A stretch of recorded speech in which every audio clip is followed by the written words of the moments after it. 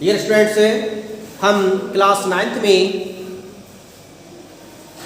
हिंदी की श्रेष्ठ लेखिका जिनका नाम है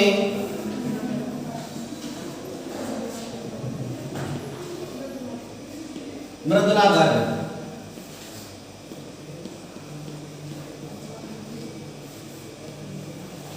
मृदुला गर्ग के द्वारा लिखित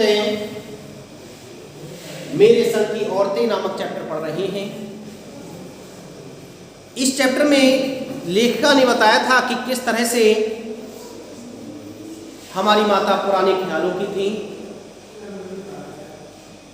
वह अपने हिसाब से जीवन को व्यतीत करना चाहती थी। उन्हें अपने बच्चों की कोई विशेष फिक्र नहीं थी। उन्होंने कहा कि हम 4 लिखते हैं। लेखक कहते हैं कि हम 4 बहनें थीं और 4 बहनें लेखन का कार्य किया करती थीं और तमाम खानदान हमें पढ़ता था। हमारी जो रचनाएं थीं उन रचनाओं के लिए हमारा जो खानदान था उन रचनाओं के लिए पढ़ता था। हम लिखते थे और हमारा खानदान पढ़ता था। मेरी ससुराल में मुझे कोई नहीं पढ़ता। इस तथ्य को हजाम करने में मुझे काफ़ी वक्त लगा। लेखक कहती हैं कि मुझे इस बात को हजम करने में, हजम कहते हैं कि इस बात को समझने में काफ़ी समय लग गया था, क्योंकि मेरे परिवार के तो लोग मेरी रचनाओं को पढ़ते थे, लेकिन मेरी ससुराल के लोग मेरी रचनाओं को नहीं पढ़ते थे। इसलिए मैं इस बात को नहीं समझ पा रही थी कि इसका कारण क्या है। फिर उसके फायदे भी नज़र आने लगे। कम से कम घर के भीतर तो कुछ हिंदी आलोचना बुद्धि से 2-4 नहीं होना पड़ता था। लेखक कहती है कि इसके हमें फ़ायदे भी नज़र आ रहे थे कि हमारे ससुराल के लोग नहीं पढ़ रहे थे। हमें इसके फ़ायदे ये नज़र आ रहे थे कि यदि वो हमारी रचनाओं को पढ़ते तो रचनाओं को पढ़ने के बाद में वो हम पर आलोचना करते तो हम उनकी आलोचना से बच सकें। वे हमें पढ़ते नहीं थे, हमारी रचनाओं को पढ़ते नहीं थे तो हम पर आलोचना भी नहीं करते थे, हम पर टिप्पणी भी नहीं किया करते थे। इस तरह से हमें भी राहत थी। खैर, मैं अपनी नहीं उन आदेवियों की बात कहना चाहती हूँ जो परदीदी की मन्नत के नतीजतन धरती पर आई और लेखक नहीं बनी। लेखक कहती है कि मैं अपनी नहीं, मैं उन आदेवियों की बात करती हूँ जो पृथ्वी पर तो यही मन्नत लेकर के आए थे कि हमें लेखिका बनना है, लेकिन किसी कारणवश वह लेखिका नहीं बन सकी। जो बनी उन्हें सांस लेने की ज़रूरत कुछ ज़्यादा हो। समझ में आता है, जैसा मेरे पिताजी ने एक बार मंजुल से कहा था, कोई दम नहीं घुटता, सांस लेने की ज़रूरत ही ज़्यादा है। पर यहाँ तो हम शेर तो गैर लेखिका बहनें सवा शेर। लेखिका कहती हैं कि यहाँ तो हम शेर तो गैर लेखिका बहनें सवा शेर मानी जाती हैं। चौथे नंबर वाली रेणु का आलम यह था कि गर्मी की दोपहरी में स्कूल में वापसी पर लेखिका कहती हैं कि जब वह वापस आती थी दोपहरी में, तो जब गाड़ी से उसे और उससे छोटी बहन अचला को बस अड्डे से लेने जाती तो रेणु उसमें बैठने से इनकार कर देती थी।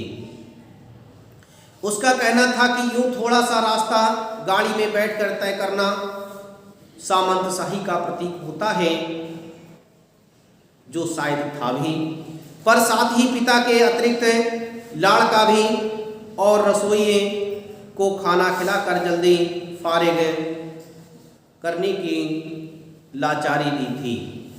इस तरह से लेखिका कहती हैं कि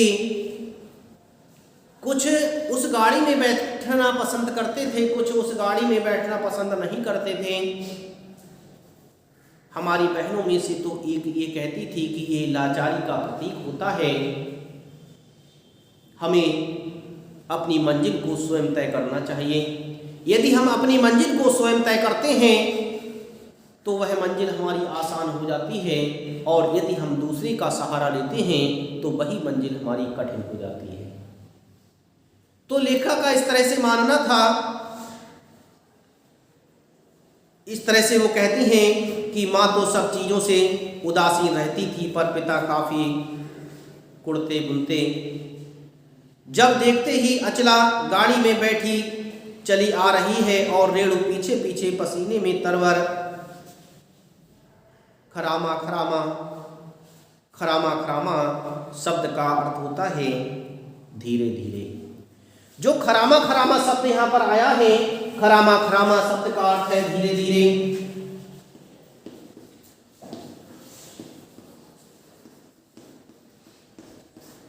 खरामा खरामा शब्द का अर्थ होता है धीरे धीरे।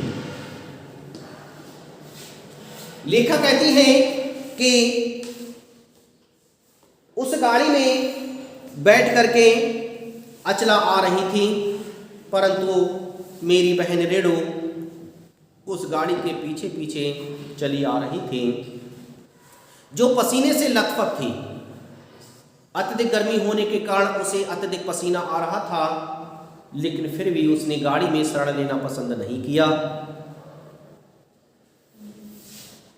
इस तरह से बचपन में एक बार चुनौती दिए जाने पर उसने जनरल थिमैया को पत्र लिखकर उनका चित्र मंगवा लिया था, जो एक मोटरसाइकिल सवार जवान आकर उसके हाथ में दे गया था। पड़ोस में उसका रुतबा काफ़ी बढ़ गया था। गाड़ी में बैठने के साथ उसे इम्तिहान देने से भी परहेज था। स्कूल तो जैसे तैसे पास कर लिया, पर जब बीए का इम्तिहान देने की बारी आई तो वह अड़ गई। पहले मुझे समझाओ कि बीए करना क्यों ज़रूरी है, तब मैं इम्तिहान दूंगी। अगर मुझे यकीन आ गया कि हाँ कोई फ़ायदा है, वरना नहीं। हमने तरह तरह के तर्क दिए। माँ ने कहा पिताजी से पूछो। इस तरह से लेखा कहती हैं कि वह रेणु गाड़ी में बैठने के अतिरिक्त परीक्षा देने से भी परहेज करती थी। जैसे तैसे स्कूल तो चली जाती थी, परंतु परीक्षा देने से वह कतराती थी। जब वह बीए को पढ़ रही थी, बीए की डिग्री प्राप्त कर रही थी, और परीक्षा का समय आया तो उसने परीक्षा देने से मना कर दिया, और उसने तर्क दिया कि हमें बताइए, यदि आप हमसे परीक्षा का दबाव डाल रहे हैं तो हमें ये बताइए कि परीक्षा क्यों देना जरूरी है, बीए करना क्यों जरूरी है। यदि जरूरी है तो बताइए, नहीं जरूरी है तो क्या फ़ायदा इस परीक्षा का देने से। इस तरह से वह विभिन्न प्रकार के तर्कों को दिया करती थी। इस तरह से लेखिका कहती है कि रेणु का स्वभाव बिल्कुल अलग था।